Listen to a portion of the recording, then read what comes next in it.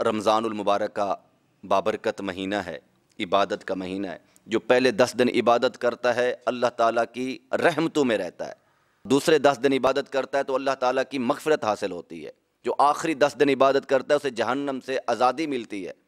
بہت سارے لوگ روزے نہیں رکھتے، کہتے ہیں کچھ نہیں ہوتا، کوئی گناہ نہیں ہے، لیکن روایات میں آتا ہے کہ قیامت کے دن قرآن بھی شفاعت کرے گا، رمضان بھی شفاعت کرے گا، یعنی روزے بھی شفاعت کریں گے۔ قرآن کہے گا کہ یا اللہ یہ تیرا بندہ، اس کو میں نے سونے سے محروم رکھا، یہ تلاوت کرتا تھا اور سنتا تھا، حالانکہ اس کی نیند کا ٹائم ہوتا تھا، لیکن پھر بھی یہ قرآن سے محبت رکھتا تھا، یہ قرآن کی تلاوت کرتا تھا اور قرآن سنتا تھا۔ یا اللہ میں اس کی شفاعت کرتا ہوں، اس کی سفارش کرتا ہوں، تو میری سفارش قبول فرما۔ تو قرآن کی شفاعت کو، قرآن کی سفارش کو قبول کیا جائے گا۔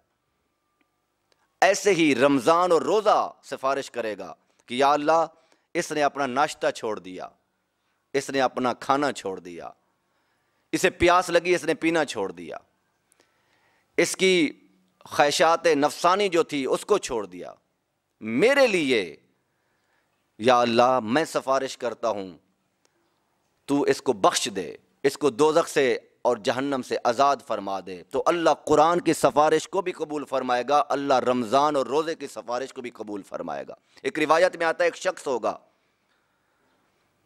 اور اس کے گناہ زیادہ ہوں گے تو حکم ہوگا دوزخ کی طرف لے جاؤ، وہ تلاش کرے گا کہ حضور مجھے مل جائیں اور میں انہیں عرض کروں میری سفارش کریں۔ تو اچانک اس کی نظر پڑے گی نبی کریم علیہ الصلوۃ والسلام کے حسن و جمال پر، آقا کریم علیہ الصلوۃ والسلام کے چہرہ والضحیٰ پر، رونے لگے گا، عرض کرے گا یا رسول اللہ مجھے بچا لے، میری سفارش کریں، میں پھنس گیا ہوں۔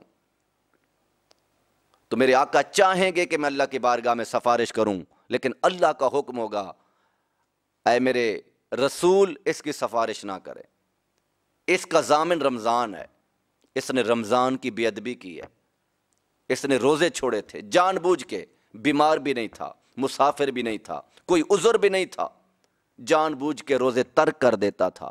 تو جان بوجھ کے روزہ ترک کرنے سے قیامت کے دن نبی کی شفاعت بھی نصیب نہیں ہوگی۔ تو روزے جو فرض ہیں یہ نفلی نہیں ہیں، یہ غیر ضروری روزے نہیں ہیں، یہ روزے رکھنے ہیں۔ پھر بہت سارے لوگ جو ہے رمضان کا احترام نہیں کرتے، سرعام سگریٹ پیتے نظر آتے ہیں، پان کھاتے نظر آتے ہیں اور کہتے ہیں جی ہم روزہ تو نہیں رکھ سکتے، ہم چائے کے بغیر ہمارا گزارا نہیں ہے، ہم چائے نہ پئیں تو گزارا نہیں چلتا۔ اللہ اکبر کبیرہ، سگریٹ کے بغیر گزارا نہیں چلتا۔ یہ کیا ضروری چیزیں ہیں؟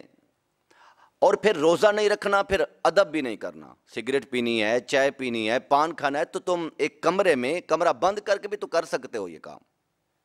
ایک گناہ کر رہے ہو اور پھر بے ادبی کر رہے ہو۔ شہر بخارا کا وہ شخص مجھے یاد آتا ہے جس کے بیٹے نے رمضان المبارک میں ایک لقمہ کھا لیا تو باپ نے دیکھ لیا، تھا وہ مجوسی، اپنے بیٹے کو تھپڑ مارتا ہے۔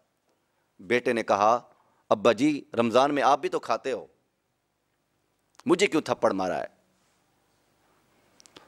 تو باپ نے کہا بیٹا میں کھاتا تو ہوں لیکن میں چھپ کے کھاتا ہوں، تو سرعام کھا رہا تھا، میں مسلمانوں کی دل آزاری نہیں کرتا، میں مسلمانوں کو تکلیف نہیں دیتا، ان کی عبادت کا مہینہ ہے۔ اہل بخارا نے اس شخص کے مرنے کے بعد اسے خواب میں دیکھا، پوچھا کہ اللہ تعالیٰ نے تیرے ساتھ کیا معاملہ کیا؟ تو بہشت میں ٹہل رہا ہے، تو مجوسی تھا، اور جنت مجوسیوں کے لیے نہیں ہوتی، جنت مومن کے لیے ہے، نیک اعمال جو کرتے ہیں ان کے لیے ہوتی ہے۔ تو اس نے کہا کہ میں یقیناً مجوسی تھا، لیکن جب وقت نزا آیا، میری موت کا وقت قریب آیا، تو اس وقت جو ہے حکم ہوا کف یا عبدی حتی یتوبا الی، اس وقت تک تجھے موت نہیں آئے گی جب تک تو توبہ نہیں کر لے گا، جب تک تو کلمہ نہیں پڑھ لے گا۔ تو وقت نزا مجھے اللہ تعالیٰ نے کلمے کی دولت سے مالا مال کیا اور میں نے توبہ کی۔ کس لیے مجھے توبہ نصیب ہوئی؟ کس لیے مجھے جنت نصیب ہوئی؟ کس لیے مجھے کلمہ نصیب ہوا، کس لیے اللہ کا خاص فضل ہوا؟ اس لیے کہ میں نے ماہ رمضان کا ادب کیا تھا، ماہ رمضان کی تعظیم کی تھی، اکرام کیا تھا۔ کیا تعظیم تھی؟ اپنے بیٹے کو تھپڑ مارا۔ ایک مجوسی ہو، مجوسی کا بیٹا ہو، اتنا تعظیم کرے، اتنا اکرام کرے، اور ایک مسلمان ہو سرعام چائے پی رہا ہو، سرعام سگریٹ پی رہا ہو، سرعام نسوار رکھ رہا ہے، حکا رکھ رہا ہے، ڈیرے پہ حکا رکھا ہے، پی رہے ہیں جی۔ نہیں رکھے جاتے روزے، نہیں رکھے جاتے تو حکا گھر پیے نا، جو کچھ کھانا پینا ہے گھر آپ کھا پی لیں اور رمضان کا احترام کریں۔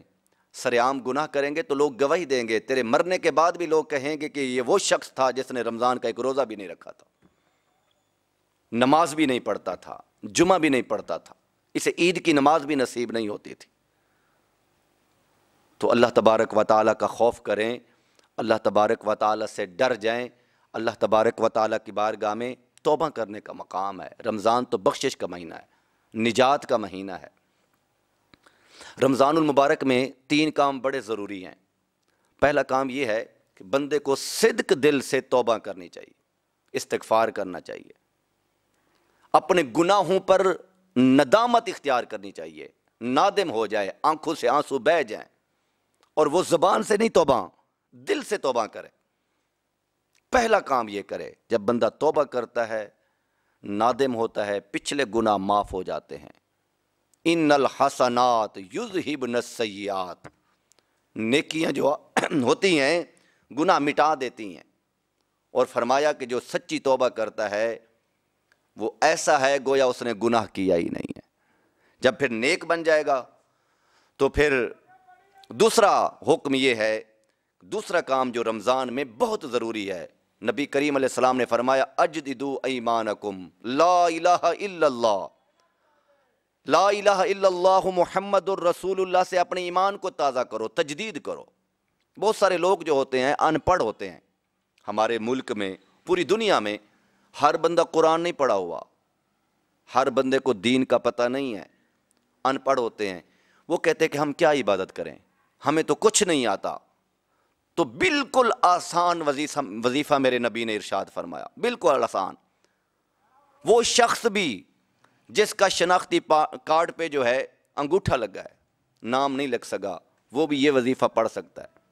وہ عورت ہے، وہ مرد ہے، وہ بچہ ہے، وہ چھوٹا ہے، وہ بوڑھا ہے، جس کو کوئی پتہ نہیں ہے، کوئی وظیفہ نہیں آتا، کوئی آیت یاد نہیں ہے، تو میرے آقا فرماتے ہیں لا الہ الا اللہ محمد الرسول اللہ کی کثرت کرو، لا الہ الا اللہ محمد الرسول اللہ پڑھو، کثرت کے ساتھ پڑھو، ایمان تازہ ہو جائے گا۔ تو یہ وظیفہ پڑھا لکھا بھی پڑھ سکتا ہے، ان پڑھ بھی پڑھ سکتا ہے، اور رمضان المبارک میں اس کی کثرت بہت ضروری ہے۔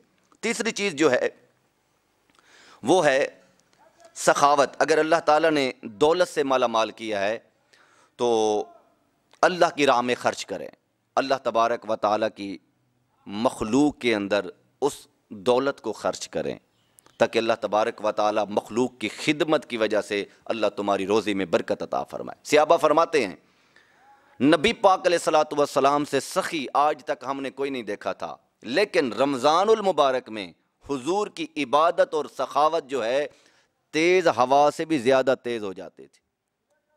جیسے تیز ہوا ہوتی ہے اس کا کوئی مقابلہ نہیں کر سکتا، وہ بندوں کو گرا دیتی ہے اور وہ مکانوں کو گرا دیتی ہے۔ نبی کریم علیہ الصلوۃ والسلام بہت زیادہ عبادت اور بہت زیادہ سخاوت کرتے تھے، یعنی ہمارے آقا رمضان ایسے گزارتے تھے، حضور کا پورا رمضان یا عبادت میں گزر جاتا تھا، عبادت کرتے گزر جاتا تھا، یا سخاوت کرتے گزر جاتا تھا۔